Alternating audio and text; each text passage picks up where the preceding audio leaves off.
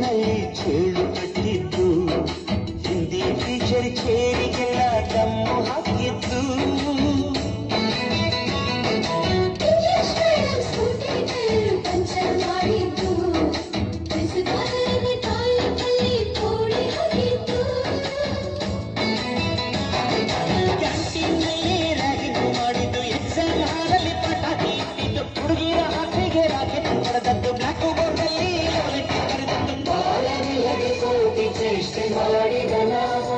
ಅದನ್ನು ಮನಸ್ಸಿನಲ್ಲಿ ಇರದೆ ಬಂಧಿಸಿ ನೀವು.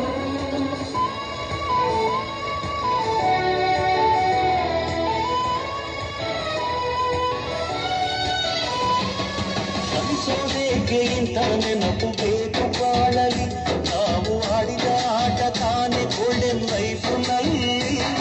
We miss all the fun, we miss all the joy, we miss you. We miss all the fun, we miss all the joy, we miss you. History gotta Chamayya message ಅದರ ಹಾವು ರಾಮಾಚಾರಿಗೆ.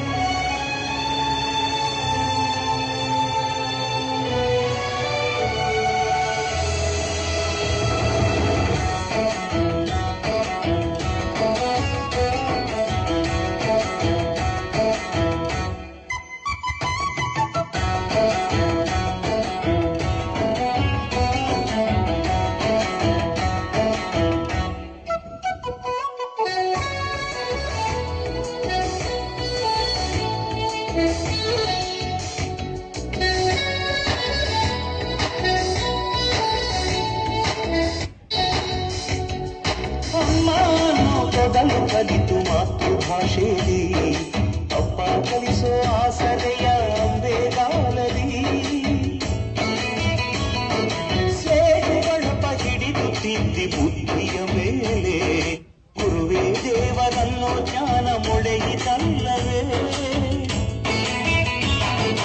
ಅನ್ನ ಕೊಡೋ ರೈತರಿಗೆ ಜೈ ಜೈ, ಊಟಕ್ಕೆ ಮುಂಚೆ ಮುಗಿಯೋ ನೀ ಕೈ, ನಮ್ಮನ್ನು ಕಾಯೋ ಯೋಧನಿಗೆ ಹೊರಗೊಬ್ಬೆ ಮುಂಚೆ ಹೊಡೆಯೋ salute.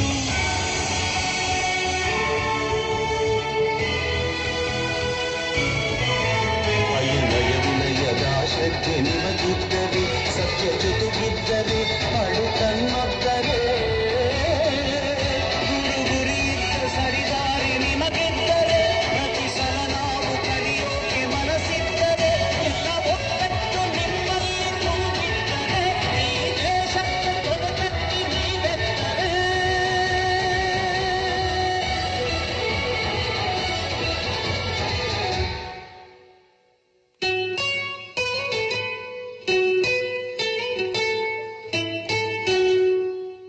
We miss all the fun, we miss all the joy, we miss you. We miss all the fun, we miss all the joy, we miss you. We miss all the fun, we miss all the joy, we miss you. We miss all the fun, we miss all the joy, we miss you.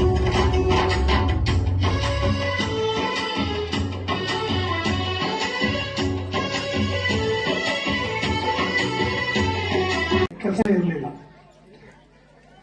ನಾನು ವೈಯಕ್ತಿಕವಾಗಿ ಹೇಳ್ಬೇಕು ಅಂದ್ರೆ, Francis sir ಅವರಿಗೆ ನಾನು ಶಿಷ್ಯ ಅಲ್ಲ, ಅವರ ಸಹೋದ್ಯೋಗಿನೂ ಕೂಡ ಅಲ್ಲ. ಆದ್ರೆ ನಮ್ಮ ಇಷ್ಟೊಂದು ಆತ್ಮೀಯತೆ ಯಾಕೆ, ನಾನು ಈ ದಿನ ಬೇರೆ ಕಾರ್ಯಕ್ರಮಗಳನ್ನು ಬಿಟ್ಟು ನಾನು ಯಾಕೆ ಇಲ್ಲಿ ಬಂದೆ ಅಂತಂದ್ರೆ, ಅವರಲ್ಲಿ ಇರ್ತಕ್ಕಂತಹ ಒಂದು ಸರಳ ಸ್ವಭಾವ, ಮತ್ತೆ ನಮ್ಮ ಗ್ರಾಮದಲ್ಲಿ ಅವರು ಒಂದು ಗುರುತು ಮಾಡಿರ್ತಕ್ಕಂತಹ ಶಿಷ್ಯರಿಂದ. ಮೊನ್ನೆ ನಮ್ಮ ಗ್ರಾಮದ ಒಬ್ಬ ಹುಡುಗ ಫೋನ್ ಮಾಡಿ ನನಗೆ, ಅಣ್ಣ ಈ ತರ ಒಂದು ಕಾರ್ಯಕ್ರಮ ಇಟ್ಕೊಂಡಿದೀವಿ, ತಾವು ದಯಮಾಡಿ ಬರಬೇಕು ಅಂತ ಹೇಳಿದ್ರು. ನಾನು ಅಲ್ಲೇ ಅಂದ್ಕೊಂಡೆ, ಎಷ್ಟರ ಮಟ್ಟ ಸಕ್ಸಸ್ ಆಗುತ್ತೆ ಇದು ಕಾರ್ಯಕ್ರಮ. ನಮ್ಮ ಹುಡುಗರೆಲ್ಲ ಒಟ್ಟಾಗಿ ಸೇರ್ತಾರ, ಒಟ್ಟಾಗಿ ಮಾಡ್ತಾರ, ನಮ್ಮ ಗ್ರಾಮಸ್ಥರೆಲ್ಲ ಒಟ್ಟಾಗಿ ಸೇರ್ತಾರ. ಈ ಬೀಳ್ಕೊಡುಗೆ ಸಮಾರಂಭದ ಅರ್ಥ ಅವ್ರಿಗೆ ಗೊತ್ತಾಗುತ್ತಾ ನಮ್ಮ ಗ್ರಾಮಸ್ಥರಿಗೆ ಅಂತೇಳಿ ನಾನು ಯೋಚನೆ ಮಾಡಿದೆ. ಆಮೇಲೆ ಅದ್ರ ನಾಳೆಗೆ ಇನ್ವಿಟೇಷನ್ ಕಳಿಸ್ತಾ ವಾಟ್ಸಪ್ ಅಲ್ಲಿ. ಮತ್ತೆ ನಾನು ಆ ತೀರ್ಮಾನ ಮಾಡ್ಕೊಳ್ತಾ ಬೆಳಿಗ್ಗೆ ಅದನ್ನೆಲ್ಲ ಬಿಟ್ಟು ನಾನು ಇಲ್ಲಿಗೆ ಬರಬೇಕು ಅಂತ ಅನ್ನಿಸ್ತು ನನಗೆ. ನನ್ನ ಬೈಕಲ್ಲಿ ಬರ್ತಾ ಇರ್ಬೇಕಾದ್ರೆ ಅಜ್ಜಿಪುರದಲ್ಲಿ ಒಂದು ಫ್ಲೆಕ್ಸ್ ಹಾಕಿದ್ರು, ಸುಸ್ವಾಗತ, ಕೃತಜ್ಞತಾ ಪೂರ್ವಕವಾಗಿ ಫ್ರಾನ್ಸಿಸ್ ಸರ್ ಅವರಿಗೆ ಒಂದು ಬೀಳ್ಕೊಡುಗೆ ಸಮಾರಂಭವನ್ನು ಇಟ್ಕೊಂಡಿದೀವಿ ಅಂತೇಳಿ. ನನಗೆ ಬಹಳ ಖುಷಿ ಆಯಿತು. ಒಂದು ಬದಲಾವಣೆ ಏನೋ, ನಾನು ನಿಜವಾಗ್ಲೂ ಇಲ್ಲಿ ಬಂದಿದ್ದೆ ಸರಿ ಆಯ್ತು ಅಂತ ಅನ್ನಿಸ್ತು ನನಗೆ. ನಾನು ಈ ಶಾಲೆಗೆ ನಾನು ಓದ್ಕೊಂಡು ಬಂದ್ಮೇಲೆ ಮತ್ತೆ ಆ ಕಡೆ ಹೋಗಿದ್ ನೆನಪಿಲ್ಲ ನನಗೆ. ನಾನು ಒಂದೇ ಒಂದ್ಸರಿ ಹೋಗಿದ್ದೆ ಶಾಲಾ ದಾಖಲಾತಿ ಬರ್ಸ್ಕೊಳಕ್ಕೆ ಫ್ರಾನ್ಸಿಸ್ ಸರ್ ಹತ್ರ. ನಾನು ತಗೊಂಡೋಗಿ ಶಾಲಾ ದಾಖಲಾತಿ ಕೊಟ್ಟೆ, ಅವ್ರಿಗೆ ಮರ್ತ್ಬಿಟ್ಟಿರ್ಬೇಕು ಸರ್ ಅನ್ಸುತ್ತೆ. ಶಾಲಾ ದಾಖಲಾತಿ ಕೊಟ್ಟೆ. ಅವ್ರು ಸರ್ ನೀವು ಹೋಗಿ ನಾನು ಹುಡುಗರ ಹತ್ರ ಕೊಟ್ಟು ಕಳಿಸ್ತೀನಿ ಅಂತಂದ್ರು ನನಗೆ. ಆಮೇಲೆ ಇಲ್ಲ ಸರ್ ಬರ್ಕೊಡಿ ಪರವಾಗಿಲ್ಲ ಅಂತ ಹೇಳಿದೆ. ಆಮೇಲೆ ಇಲ್ಲ ನೀವು ಹೋಗಿ ಸರ್ ಅಂತ ಕಳಿಸ್ಬಿಟ್ರು ನಾನು. ಆಮೇಲೆ ಬಂದ್ಬಿಟ್ಟೆ ನಾನು. ಶಾಲೆಯಲ್ಲಿ ಯಾವ ರೀತಿ Krishnegowda sir, Srinivas sir, Nanjun sir, ಇವರು ನನ್ನನ್ನಾಗ್ಲಿ ನಾನು ಅವರನ್ನಾಗ್ಲಿ ಯಾವತ್ತಿಗೂ ಇವತ್ತಿಗೂ ಎಂದೆಂದಿಗೂ ಮರೆಯಲ್ಲ, ಅವರು ಕೂಡ ಮರೆಯಲ್ಲ ಅಂತ ಒಂದು ಭದ್ರ ಬುನಾದಿ ಅವರು ಹಾಕೊಟ್ಟಿದ್ದಾರೆ ಸರ್. ನನಗೆ ಇವತ್ತು ನಾನು ಇಂಜಿನಿಯರಿಂಗ್ ಮಾಡಿದ್ರು ಕೂಡ ನನಗೆ ಯಾರು ಶಿಕ್ಷಕರು ಅಂತ ಇವತ್ತಿಗೆ ನೆನಪು ಬರೋದೇ ನಮ್ಮ ಈ ಶಿಕ್ಷಕರು ಮಾತ್ರ. ಯಾಕಂದ್ರೆ ಇವರು ಕಲಿಸ್ಕೊಟ್ಟಂತಹ ಅಂತ ಒಂದು ಸಹನೆ, ಓದುವುದಲ್ಲಿ ಹೇಗೆ ಓದಬೇಕು, ಕಷ್ಟ ಸುಖ ಬಂದ್ರೆ ಹೇಗೆ ನಿಭಾಯಿಸಬೇಕು, ಯಾವ ಒಂದು ಭಕ್ತಿಪೂರ್ವಕ ಓದಿನಲ್ಲಿ ಇರಬೇಕು ಅಂತ ನಾನು ಕಂಡಿದ್ದು ನಮ್ಮ ಈ ಶಿಕ್ಷಕ ವೃಂದದಲ್ಲಿ. ನಾನು ಗಮನಿಸ್ತಾ ಇದ್ದೆ ನಮ್ಮ ನಾಯ್ಡು ಸರ್ ಎಷ್ಟು ಹಾರ್ಡ್ ವರ್ಕ್ ಮಾಡೋರು ಅಂದ್ರೆ, ಇವತ್ತು ಏನು ನೀಟ್ ಅಂತ ಟಫೆಸ್ಟ್ ಎಕ್ಸಾಮ್ ಅವರು ಕೂಡ ಅಷ್ಟು ವರ್ಕ್ ಮಾಡ್ತಿರ್ಲಿಲ್ಲ, ಅಷ್ಟೊಂದು ಕರ್ತವ್ಯ ಪ್ರಜ್ಞೆ. ಅದೇ ತರ ನಮ್ಮ ಚಿನ್ರಾಜ್ ಮಾಸ್ಟರ್ ಹೇಗಿದ್ರು ಅಂದ್ರೆ, ಅವರು ನಾವು ಪಿಟಿ ಮಾಸ್ಟರ್ ಅಂತ ಈಗಲೂ ನೆನ್ಸ್ಕೊಳ್ತೀವಿ. ಯಾಕಂದ್ರೆ ಅಷ್ಟು ಚೆನ್ನಾಗಿ ನಮ್ಮನ್ನ ಸ್ಪೋರ್ಟ್ಸ್ ಯಾವುದೇ ಊರಿನಲ್ಲಿ ಏನಾದ್ರು ಒಂದು ಸಣ್ಣ ಸಮಸ್ಯೆ ಇದೆ, ಪ್ರಾಕ್ಟೀಸ್ ಮಾಸ್ಟರ್ ಗಮನ ತಂದ್ಬಿಟ್ರೆ ಅವರು ಬೆಲೆ ಇಲ್ಲಿ ಅಂತ ಹೇಳಿ ಕೂರಿಸ್ಬಿಟ್ಟು ಇಮಿಡಿಯೇಟ್ ಒಂದು 10 ನಿಮಿಷದಲ್ಲಿ ಸಮಾಧಾನ ಮಾಡುವಂತ ಒಂದು ಪ್ರವೃತ್ತಿ ಇರ್ತಕ್ಕಂಥದ್ದು. ದೇಹ ಮಾತ್ರ ದೊಡ್ಡದು, ಆದ್ರೆ ಅವ್ರ ಮನಸ್ಸಲ್ಲಿ ಇರ್ತಕ್ಕಂಥದ್ದೆಲ್ಲ ಪುಣ್ಯ ಕೊಟ್ಟು ಏನ್ ಹಸು ನೋಡ್ತೀವಿ ಅಷ್ಟು ಹಸುವಿನ ಮನಸ್ಸು. ಅವರು ಯಾವುದೇ ರೀತಿಯ ಯಾರಿಗೂ ಕೂಡ ತೊಂದರೆ ಕೊಟ್ಟವರಲ್ಲ. ಮತ್ತೆ ವೇದಿಕಾ ಕಾರ್ಯಕ್ರಮ ಒಂದು ವ್ಯಕ್ತಿತ್ವವನ್ನು ಹೊಂದಂತ ವ್ಯಕ್ತಿ ಫ್ರಾನ್ಸಿಸ್ ಮಾಸ್ಟರ್ ಸರ್. ಮತ್ತೆ ಆ ಒಂದು ಸಂದರ್ಭದಲ್ಲಿ ಕೂಡ ಆ ಏನ್ ಕಲ್ಚರಲ್ ಪ್ರೋಗ್ರಾಮ್ ಆಗ್ಲಿ ಮತ್ತೆ ಸ್ಪೋರ್ಟ್ಸ್ ಆಗ್ಲಿ ಏನ್ ಬೇಕು ನಾನಿದ್ದೀನಿ ಸರ್, ಏನಿದ್ದೀರಿ ನಾವಿದ್ದೀರಿ ಅಂತೇಳಿ ದುಡ್ಡು ಬೇಕಲ್ಲ ಜಿ ನೀವ್ ಮಾಡ್ರಿ ಮಾಸ್ಟರ್ ಜಿ ಅಂತಿದ್ರು. ನಾವು ಎಲ್ಲ ಚಿಕ್ಕವರು, ಅವರಲ್ಲಿ ಅವ್ರ ಮಕ್ಕಳ ಸಮಾನ ನಾವೆಲ್ಲ ರೀ ಮಾಸ್ಟರ್ ಜಿ ನಿಮ್ ಮಾಡಿ ನೋಡ್ಕೊಂಡು ಸ್ವಂತ ಟ್ರಾಕ್ಟರ್ ಮಾಡ್ಕೊಂಡು ರಮಾಪುರದಲ್ಲಿ ಸ್ಪೋರ್ಟ್ಸ್ ಮಾಡಿದಂತ ಸಂದರ್ಭದಲ್ಲಿ ಆ ಶಂಕರ್ ನಾಯ್ಕ ಟ್ರಾಕ್ಟರ್ ಡೀಸೆಲ್ ಎಲ್ಲ ಕರ್ಕೊಂಡು ಬಂದ್ಬಿಟ್ಟಿದೆ ಜಿಲ್ಲಾ ಮಟ್ಟಕ್ಕೆ ಆಯ್ಕೆ ಮಾಡುವಂತ ಸಂದರ್ಭದಲ್ಲಿ ಆ ಶಂಕರ್ ಕೂಡ ತುಂಬಾ ನಮ್ಗೆ ಸಹಕಾರ ಮಾಡಿದ್ರು.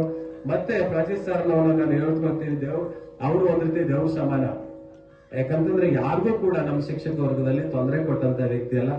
ತಾವು ಈ ಊರಲ್ಲಿ ಅಲ್ಲಿಂದ ಬಂದು 96ನೇ ಇಸ್ವಿಯಿಂದ ಹೆಚ್ಚು ಕಡಿಮೆ ಇಲ್ಲಿವರೆಗೂ ಕೂಡ 30-31 ವರ್ಷ ಸರ್ವಿಸ್ ಮಾಡಿದ್ದಾರೆ. ಅವರು ಯಾರಿಗೂ ಕೂಡ ತೊಂದರೆ ಮಾಡಲಿಲ್ಲ. ಅಂದ್ರೆ ಅವರು ಒಂದ್ ರೀತಿ ನಡೆಸಲಾದಾಗೆ ನಮ್ಗೆ ಅವರು ಒಂದ್ ರೀತಿ ಬ್ಯಾಕ್ ಬೋನ್ ಆಗಿದ್ರು, ಶಕ್ತಿಯಾಗಿದ್ರು.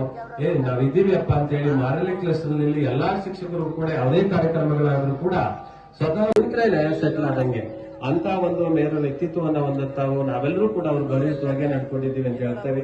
ಹಾಗೆ ಎಲ್ಲಾದ್ರೂ ಕೂಡ ಒಂದು ಕಿಂಚಿತ್ತು ವೃತ್ತಿಯ ಜೀವನದಲ್ಲಿ ಏನಾದ್ರೂ ಕೂಡ ನಾವು ಅವ್ರ ವಯಸ್ಸಿನಲ್ಲಿ ಚಿಕ್ಕವರಾಗಿದ್ದು ಏನಾದ್ರೂ ಸಣ್ಣದಾಗಿ ಅವರಿಗೆ ಮನಸ್ಸಿಗೆ ನೋವನ್ನ ಉಂಟು ಮಾಡುವಂತಹ ಒಂದು ಯಾವ್ದಾದ್ರು ಒಂದು ಘಟನೆಗಳು ನಡೆದಂತ ಪಕ್ಷದಲ್ಲಿ ದಯವಿಟ್ಟು ಮನಸ್ಸಿಗೆ ಯಾವುದೇ ರೀತಿ ಕೂಡ ಹಚ್ಕೊಳ್ಬೇಡಿ ಸರ್.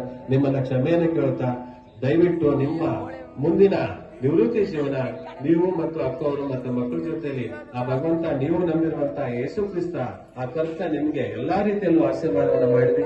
ಆರೋಗ್ಯ ಆಯುರಾರೋಗ್ಯ ಇನ್ನಷ್ಟು ಕೂಡ ಸ್ವಾರ್ಥನೇ ಇತ್ತು ಸರ್. ಇದು ನಮ್ಮ ಮಕ್ಕಳು ತುಂಬಾ ಕತೆ ಕವನಗಳು ಮತ್ತೆ ಬೇರೆ ಬೇರೆ ತರ ಎಲ್ಲ ತುಂಬಾ ಚೆನ್ನಾಗಿ ಬರೀತಾರೆ ಸರ್.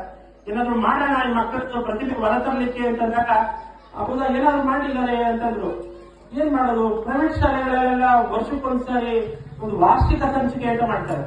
ಮಕ್ಕಳ ಒಂದು ಕತೆ ಕವನ ಅವರು ಏನೇನ್ ಮಾಡಿದ್ರೆ ಸಾಧನೆ ಅದನ್ನೆಲ್ಲ ಮಾಡಿ ನಮ್ಮ ಶಾಲೆಗೂ ಅಂತ ಹೇಳಿ ಬಿಡುಗಡೆ ಮಾಡ್ತಾರೆ. ಆಗಿನ ಕಾಲದಲ್ಲಿ ನಮ್ಮ ಸಂಬಳನೇ ಒಂದು 5,000 10,000 ಬರ್ತಾ ಇತ್ತು ಅಷ್ಟೇ. ನಾನು ಒಂದು ಮ್ಯಾಗಝಿನ್ ತರೋಣ ಸರ್, ಒಂದು ಮ್ಯಾಗಝಿನ್ ಅಂತ ಅಂದ್ಬಿಟ್ಟು ಒಂದು ಮಕ್ಕಳು ಏನೇನು ಕತೆ ಕವನಗಳನ್ನ ಕರೀತಾರೋ ಅದನ್ನೆಲ್ಲ ಒಂದು ಪುಸ್ತಕ ಮಾಡಿ ಎಲ್ಲರಿಗೂ ಕೊಡೋಣ ಅಂತೇಳಿ ಹೇಳಿದ್ವಿ. ಅವರು ಸುತ ಏನೋ ಹೇಳಿದ ಆ ಕ್ಷಣದಲ್ಲೇ ನೀವು ಎಷ್ಟೇ ಖರ್ಚಾಗ್ಲಿ ನೀವು ಇದು ಮಾಡಿ. ಈ ಕಾರ್ಯಕ್ರಮವನ್ನ ನಾನು ಜಿಲ್ಲೆನಲ್ಲಿ ಯಾರು ಮಾಡಿರ್ಬೋದು ಆ ತರ ಎಲ್ಲರೂ ಕರೆಸಿ ನಾನು ಇದನ್ನು ಮಾಡಿಸ್ತೀನಿ ಅಂತಂದ್ರು. ಅದೇ ತರ ಕಾರ್ಯಕ್ರಮವನ್ನು ಬಹಳ ಅಚ್ಚುಕಟ್ಟಾಗಿ ಮಾಡಿ ಎಂತ ಅದ್ಭುತವಾದ ಒಂದು ಕಾರ್ಯಕ್ರಮವನ್ನು ಮಾಡಿದ್ರು. ಒಂದು ಒಂದಿರನ ಅಂತೇಳಿ ಒಂದು ಮ್ಯಾಗಝಿನ್ ಅನ್ನ ಬಿಡುಗಡೆ ಮಾಡಿದ್ವಿ. ಸುಮಾರು ಆಗಿನ ಕಾಲದಲ್ಲಿ ಅದಕ್ಕೆ 25,000 ರೂಪಾಯಿ ಆ ಮ್ಯಾಗಝಿನ್ಗೆನೆ ಒಂದು 200-300 ಪುಟದ ಆ ಒಂದು ಪುಸ್ತಕ. ಕೆಟ್ಟದ್ದು ಮಾತಾಡಬೇಡಪ್ಪ. ಒಬ್ರು ಗ್ರಾಮಸ್ಥರು ಕೆಲವರು ಹೇಳ್ತಾರೆ ಕೆಟ್ಟದ್ದು ಯಾವತ್ತೂ ಮಾತಾಡಬೇಡ, ಒಳ್ಳೆ ಮಾತುಗಳು ಆಡು. ಅವ್ನು ಒಳ್ಳೆ ಮಾತಾಡೋದು ಬರಲ್ಲ, ಯಾಕಂದ್ರೆ ಕೆಟ್ಟದ್ದೇ ಮಾತಾಡಿ ರೂಢಿ ಆಗ್ಬಿಡ್ತಾರೆ. ಏನ್ ಮಾಡೋದೀಗ ಅಂತ ಹೇಳಿ 3 ಮಾತು ಹೇಳ್ಕೊಡ್ತೀನಿ, 16 ಕಲಿಯ ನೀವು ಅಂತ. ಆಯ್ತು ಹೇಳಪ್ಪ, ನೀವಾದ್ರೆ 3 ಮಾತು ಹೇಳಿ ನನಗೆ. ಸರ್, ಈಗ ನಿಮ್ಮ ಮನೆಗೆ ಯಾರೋ ನೆಂಟರು ಬಂದವ್ರನ್ನ ಏನಂತಂದ್ರೆ ನೀನು, ನನಗೇನು ಗೊತ್ತಿಲ್ಲ, ನೀವೇ ಹೇಳೋದು. ಬಂದವ್ರನ್ನ ಬಂದ್ರೆ ಆಗ್ಬೇಕು, ಇದು ಮೊದಲನೇ ಮಾತು. ಎರಡನೇ ಮಾತು, ಕೂತ್ಕೊಳ್ಳಿ ಅನ್ಬೇಕು. ಚಾಪೆಗೆ ಬೀದ್ರು ಹಾಕ್ಬೇಕು, ಚೇರ್ ಇದ್ರೆ ಚೇರ್ ಕೊಡ್ತಾರೆ. ಆಯ್ತು, ಕೂತ್ಕೊಂಡು ಆದ್ಮೇಲೆ 3 ಎಲ್ಲ ಮಾತುಕತೆ ಆದ್ಮೇಲೆ ಓದಿದ್ ಬರ್ತೀನಿ ಅಂತ, ಓದಿದ್ ಬನ್ನಿ ಅನ್ಬೇಕು. ಇದು 3 ಮಾತು, ಒಳ್ಳೆ ಮಾತು, ಗಂತ್ರ ಮನೆ ಅಂತಂದ್ರು. ಸರಿ ಆಯ್ತು ಅಂದ್ಬಿಟ್ಟು ಅವ್ನು ಏನ್ ಮಾಡ್ದ, ಬಾಯಿ ಅಂಟು ಮಾಡಕ್ ಶುರು ಮಾಡ್ಬಿಟ್ಟು. ಯಾಕಂದ್ರೆ ಅವ್ನು ಒಳ್ಳೆ ಮಾತಾಡೋ ಅಭ್ಯಾಸ ಇಲ್ವಲ್ಲ, ಕೆಟ್ಟದ್ದೇ ಮಾತಾಡಿ ಅಂತ ಗಟ್ಟು ಮಾಡಕ್ ಶುರು ಮಾಡ್ಬಿಟ್ಟ. ಬಂದ್ರೆ ಬನ್ನಿ, ಕೂತ್ಕೊಂಡ್ರೆ ಹೋದ್ರೆ ಓದಿದ್ ಬನ್ನಿ ಅನ್ನೋ ಶುರು.